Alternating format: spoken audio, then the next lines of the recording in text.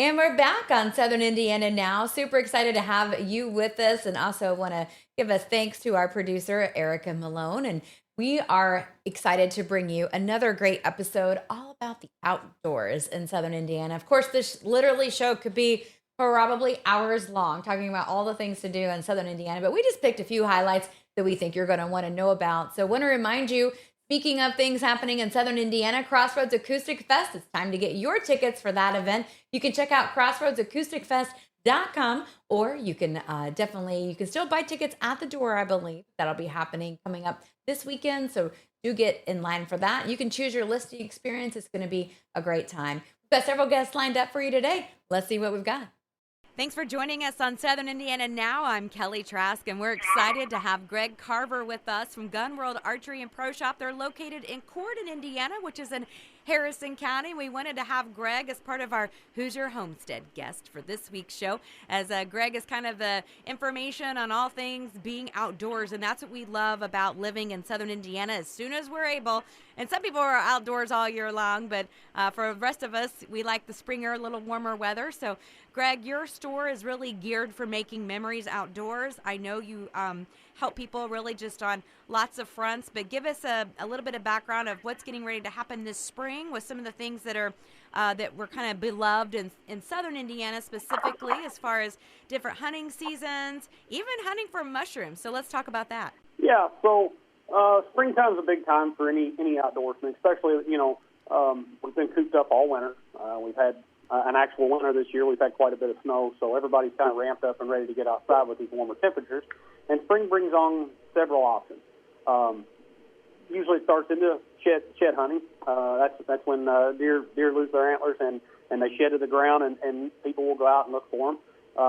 That's a big thing for a lot of people. I enjoy doing it myself. It's a good way to get out, just kind of get some air through the patch. You get some steps in, and you get to find a shed antler, and that can be from a deer that you've been trying to kill for many years or harvest for many years. And overall, it's just a great thing to do that. And with that, you also get to get out and find some fresh morels, or just I like to call it mushroom hunting. This time, I think it's going to be a really good spring to do that, just because we've had so much snow, we've had so much rain, and the mushrooms start to grow, and we're just about to that time of year when things should be popping up, and that's just a great thing to have. I love taking I always usually keep a bread sack with me, as I call it, just a bread bag or even a grocery bag. Keep that in a pocket with me, because you never know when you're going to find them. Mushrooms are one of those things. They're kind of elusive. They pop up some years in one spot, and the next year they may not be there, but that's part of it. But they're a great thing to have. It's kind of a tradition, a treat per se, because not everybody gets to experience a fresh morel. I like to fry them up and eat them, so it's a great thing there. And with that, you get turkey season coming up. Turkey season starts for us in Indiana in late April. It starts a little bit earlier in April in Kentucky. Spring turkey season is probably one of my all-time favorites. There's something about a male turkey. We call them they're a tom. We call them a gobbler, and the reason they gobble. And there's something about when a bird gobbles. It struck me when I was a young adult, and it's stuck with me ever since. And it's one of the things I crave for every year, just to be able to chase them and kind of play the cat and mouse game with them, because they are one of the birds that is they seem kind of not very smart at times, but other times they seem like they're the smartest thing ever. And it's just it's a fun cat and mouse game with it. But with that said, I've talked about shed hunting, I've talked about mushroom hunting, I've talked about turkey hunting. The great thing about spring is they all collide together. There's days when I leave to go turkey hunting, and we might turkey hunt for a few hours in the morning. Birds just don't want to work. We're not seeing anything, not hearing anything, kind of like that. Well, we might turn into a mushroom hunt. I've had days where we mushroom hunted for several hours, found several. We've had days where we mushroom hunted for several hours and not found any. But in the meantime, we're also looking for sheds. So for an outdoorsman, it's just a great time of year. You can do many, many different things all in one day and cover many miles, see ground, see things you don't traditionally see, kind of deal, or only see in the spring per se. So it's just a great time of year for the outdoorsman, or just a general person to get out. Like I said, we've been cooped up. We actually had a winter this year, a lot of snow, and we're actually getting the warmer temperatures now and wanting to get outside. And, at the shop here, we just have everything that would entail to, get you ready to do that stuff and have fun and enjoy yourself while doing it. So spring's a great time of year for just anybody, the outdoorsman in general. We love it. So yep, and they can great time. Yes, no, I love it. And they can find everything they need at Gun World. Can you tell everybody where you're located in Harrison County and Corydon, Indiana? Yeah, we're located at 1126 Highway 62 Northwest. We're open Monday through Saturday, 9 to 6. We're right across from the John Deere. And for any information, they can also look at us on our social media pages as far as Instagram and Facebook. We did get a new one recently, which is GW and Archery Pro Shop. So give us a like and a follow on those pages, and you'll be able to keep up with us and anything that you may need. Yeah, absolutely. I love it. So, Greg, well, I've got you. I know you said you love to eat the morel mushrooms. Do you have after soaking them and all the fun things, and people can Google that for more, but do you have any special, like, little, family secret recipes you want to let us know about? Not really. Just a little, a soft bath and flour, and throw them in grease. Yeah, really, yeah, that's how we do. Yep. That's exactly right. A little salt and pepper, maybe. So all sorts of fun things. Okay, well, as you're listening to Southern Indiana Now, you can check out Gun World Archery and Pro Shop. They can get you connected with more fun things about life in Southern Indiana and get you all the products you need to make that happen as well.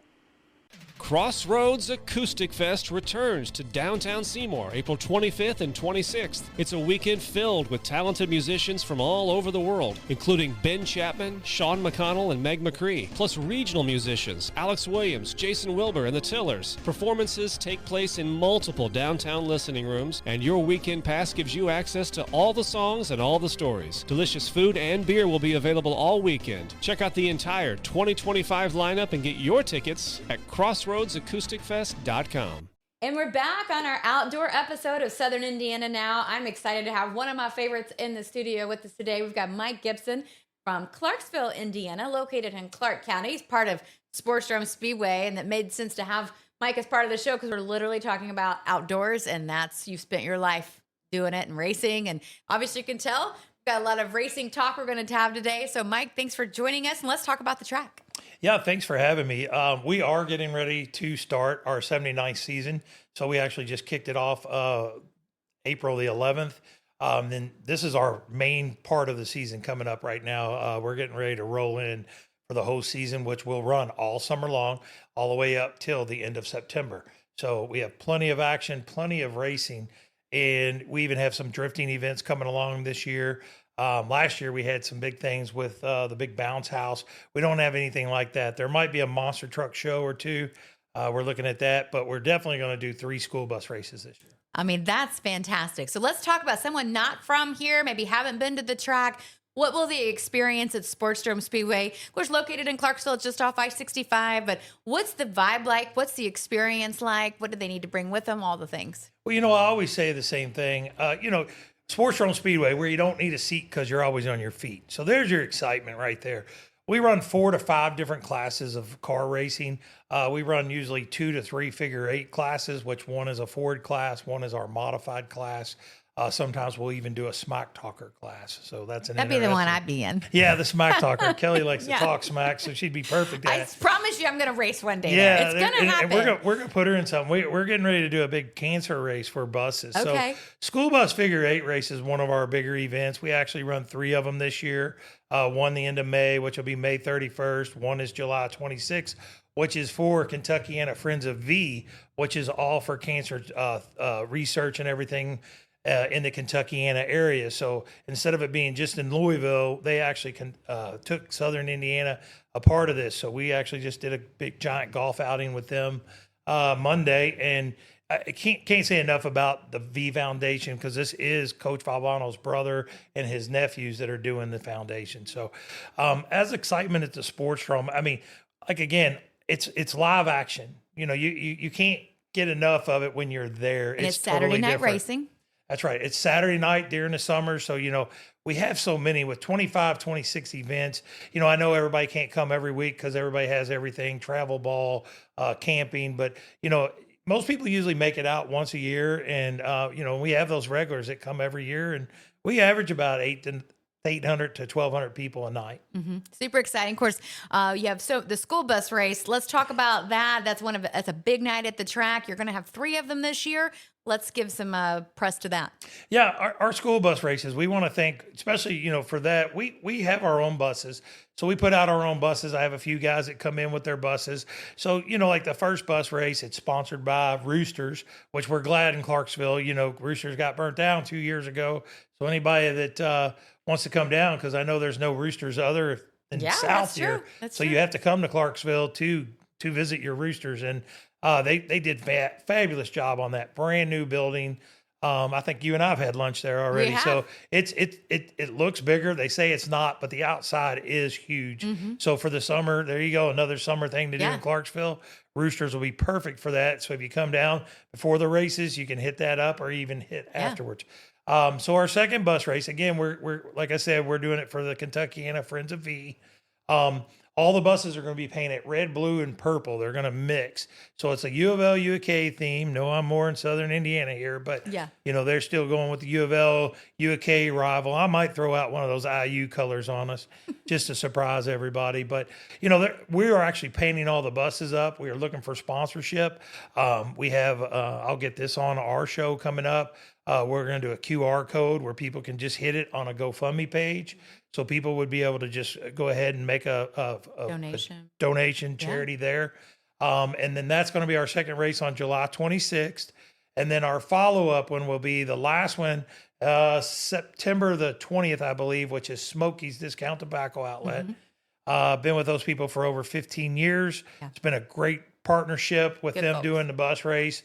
Can't thank Sherry and Matt enough there at Smokey. So again, they're in 6 different locations, which I think they have one in Salem. They don't have one in Seymour, but there's 6 locations around there. Yeah, they're all over Southern Indiana. So. But it's a great night at the track. You can bring your whole family. Racing usually starts at what time, Mike? 7:00. Front gates open at 5:30. We're usually over by 10:30, 11. And we run the main events first. So if people want to leave a little early, we do understand kids. They don't like to stay out as late. So, if we can get most people out of there by 10:30, we're happy with the night. And you can come hungry because the food there's amazing. Yes, we do. We actually cook hamburgers every week now, something we didn't do. So we picked that up. We have barbecue also now that we picked up. And then we do nachos, cheese, pretzels, all the fun thing, popcorns, and then you have soda, and we have a novelty booth for kids to pick up items and stuff. So if someone wants to get into racing, what do they need to do? Well, there's all kind of things to say to get into racing. Have a lot of money. That's the biggest thing. A racer will tell you that. You have to have money. We do have this new Smack Talker division. You can get in as low as $500 because we don't. All you got to do now there you're is talking my language. you take the windows out. You just wear the regular belt. What kind of car are you driving in a Smack Talker? What do I need to start shopping for? Front wheel drive, Accord, 4-door, 2-door. We've got all kind of Acuras. Anything you can have a shifter car. Most of these cars are all going to the junkyard that we get, and you have to put a door plate on it.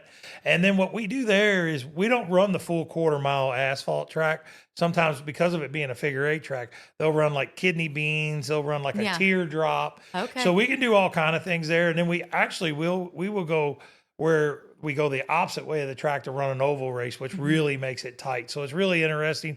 There's a little beating and banging, and it turns into somewhat, if you have 20 plus cars more on that one, more like a demo survival race. But it's fun to watch. I mean, the fans love it. And, again, my kids, that's one of the things ever since we've had it, they've even had a Smack Talker. They've never raced a race, but they've had one around the racetrack. So they've got to do all the things we do, and they're only 13 and 12. So my kids have grown up a rough life doing car racing. Oh, yeah, I'm sure. It sounds like it. Yeah. Well, thanks so much for joining us, Mike. If you want to get connected, you can go to sportsdromespeedway.com, get your tickets, get a full racing schedule. That's available as well on their Facebook page. We'll be back here on Southern Indiana Now. I'm Kelly Trask.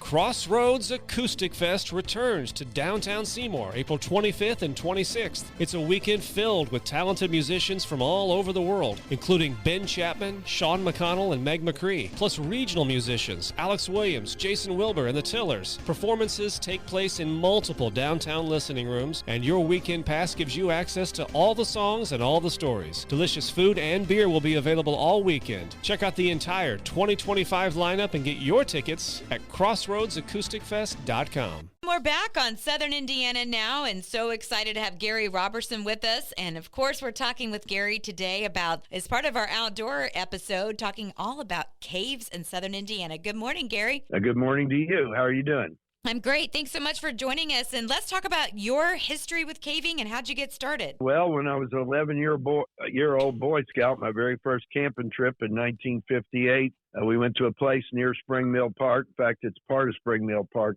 now, called Cave River Valley. And I crawled into a cave called Lamplighters. And from that moment on, I was hooked on caves. Tell me a little bit about the caving system in Southern Indiana and what people can expect. If you go caving in Indiana, it's usually going to be wet. We have some really big caves in Indiana. The Binkley Cave System, at a little over 46 miles, is in the top 10 longest cave systems in the United States. And we have several other caves that are over 20 miles. But of course, and we have about 3,000 caves, give or take, here in Southern Indiana. Most of them are only a few hundred feet long. And I don't know, there's probably 150 or 200 of them that are several thousand feet or longer in length. Tell me about some safety tips. If people see a kind of a hole in the ground, that doesn't mean they should automatically go in it, right? No, definitely not. There is, especially if you're not prepared, there's problems. First of all, because a lot of our caves are wet, you want to be careful going in quite a few of them if there's a chance of rain. But mainly you need to have good equipment, and you need to know what you're doing. You need to go with at least 3 or 4 people, and you need to have extra sources of light. You need to have helmets and gloves and proper boots, not be going in tennis shoes and shorts. And really people should, we have what we call grottos that are local chapters of the National Speleological Society. There's one in Bloomington, there's one in Indianapolis, Evansville, Louisville, Kentucky, and there's even one up by Fort Wayne and South Bend. So people who want to go caving should get in touch with a grotto, and they'll be glad to take them on some beginner trips, make sure they have the right equipment. A lot of people like to go down what we call pits or vertical shafts that lead into the cave, and then you're hanging on a rope, rappelling down, and you have to learn how to climb out. And a grotto can teach you the proper equipment and how to do that and stay safe. All right, fantastic. Well, definitely need to check out some more information about caving, especially in Southern Indiana. Gary, I know you've got a new book. Let's talk about that and where people can grab it. Well, I'm working on a book right now called Mud, Water, and Guts, Hoosier Cavers in Their Caves. It should be out around the end of this year or first of next year. And it's profiles of all the 350 of the most significant cave explorers in Indiana, starting with the Native Americans who were the first explorers in caves over 2,000, 3,000 years ago here in Indiana and up to the present. My last book that I finished is called A God Project, and it's kind of an autobiography, but it's also a story of over 60 years of exploration in the Binkley Cave System, which is the longest cave system in Indiana. And that one's available right now. You can get it on Amazon just under the name A God Project, not The God Project. Well, definitely want to check out his previous works in regards to caving and where you can go get more information. We'll be back right here on Southern Indiana Now. I'm Kelly Trask. Crossroads Acoustic Fest returns to downtown Seymour April 25th and 26th. It's a weekend filled with talented musicians from all over the world, including Ben Chapman, Sean McConnell, and Meg McCree, plus regional musicians Alex Williams, Jason Wilbur, and the Tillers. Performances take place in multiple downtown listening rooms, and your weekend pass gives you access to all the songs and all the stories. Delicious food and beer will be available all weekend. Check out the entire 2025 lineup and get your tickets at crossroadsacousticfest.com. And we're back for Southern Indiana Now, and we are honored to have Jane with us today with Meals on Wheels, and she is part of our Hoosier Good News segment. So she's spreading some good news a lot, and that comes in the form of food, which is the love language for a lot of people. And so, Jane, first of all, just thank you for being a volunteer and doing what you do with Meals on Wheels. let's talk about what that program is. How did you get started volunteering for such a great program? Well, thanks. And thanks for just listening to our story. Yeah, absolutely. I do need for you to know that we have been around for 50 years. We just Wow. celebrated our locally, Okay. our 50th anniversary. And that's a big Wow. deal for us. We big, serve yeah. anyone who is unable to prepare themselves a basic daily diet. Okay. People tend to think that we're a seniors organization, and we're not. We will serve anybody, again, who's unable to do that for themselves. It may be an elderly person. It may be a 20 or 30 something that is having surgery and has to be out of work 6 or 8 weeks. So we would certainly help them as well. Yeah. All right. I love that. So do you serve meals daily? How does that work? We do. We deliver Monday through Friday, midday. We offer both a hot and a cold meal, and typically most of the customers will get both. And we deliver them hot, and they will eat that one in the middle of the day and save the cold one for dinner. Doesn't matter; they're in microwavable containers, so they can reheat if they want to have their big meal at night. Wow. But yeah. Well, you must have a heart for others. So let's talk about you specifically and your spirit of volunteering. Oh, wow. And tell me a little bit about your story and then how others can get involved. Gotcha. Well, I'm obviously not from this area. I moved here from Charlotte, North Carolina to help care for a grandchild. Okay. And did that from birth until he started school, and spent the last year or so before he started school saying, okay, what are you going to do with yourself now? Because we're kind of joined at the hip. And I do have a passion for helping people. I have two real passions. One is feeding people, and the other is concern about people who don't have others to visit them, whether they're in the hospital or nursing home. I'm also a hospice volunteer. Okay. So it kind of all works together. You are literally the spirit of Hoosier Good News. You are the reason why we want this segment, because there's people out there like you, and that's good news. People need to know that. So you just started? Is that what? Well, you know what? I was familiar with Meals on Wheels in North Carolina. And so I made some inquiries to find out if there was a local chapter, if you will. Yeah. And that's how I found them. And I started out volunteering as a delivery driver, and I'm now on the board. And so, you know, it's just, we've come a long way. Well, it sounds like it. Yeah, it It sounds like you went from nothing to something. Well, you know, I will tell you, Kelly, one of the most fun things, and I think this is a good story that tells a lot. I had a lady that I delivered to one day, and it was her second day on service. And I said to her, do you think this is going to work for you? What do you think? And she very seriously said to me, the real reason I'm doing this is to make sure somebody checks on me every day. And so, you know, we all know people. Maybe it's that elderly gentleman that sits down the pew from you in church, or a neighbor, certainly parents, grandparents who need help. Yeah. And so, you know, what we need is for people to reach out and say, hey, Mrs. Jones may need you, or could we talk about that? We are a self-pay organization. However, many insurance companies will foot that bill. Wow. Depends on the insurance company. We certainly don't. Sure. We don't know. Yeah. So, you know, it's just a matter of checking with your own people as to what. There's a lot of help around. So. Yeah. Well, you know what I love about you, and I met you a few times, but you always have your eyes open and you're always watching for people. And that is very special. And that's what I love about this segment, because it really does just highlight how we should be as people. And I love that. So if someone wants to help you with the Meals on Wheels initiative, or if you need, you know, a driver and they don't mind to volunteer a couple days a week, even one day a week, whether it's in this community or theirs, how can they get in touch with you? Or? Well, we certainly have a Facebook presence. Okay, and, perfect. They can always call me, Jane Norman, you know, and it's funny. I still kept my North Carolina phone number, so people kind of panic when they see my number come up on their phone, but it's a 704 area code. Okay. So if you see that, you need to answer, because it has food involved. Yes. Not a car insurance program. But, you know, I think what's really important, and of course, again, Jane Norman, 704-408-6837. Yeah. But, I think the biggest thing, Kelly, is people don't always realize that they even want to volunteer until they're asked, or if they're given really some real face-to-face kind of options. Yeah. And so I think it's a big deal just for us to say, you can do it. Come, you don't have to commit. Come and ride along with one of our existing drivers and see what that's like. Yeah. What kind, is it an hour or two a day? What is the time frame? We pick up our meals. The nutritional services at Schneck provides the local meals for us. And we pick them up between 11:15 and 11:30 each morning. And we try to keep, we have 4 routes right now here.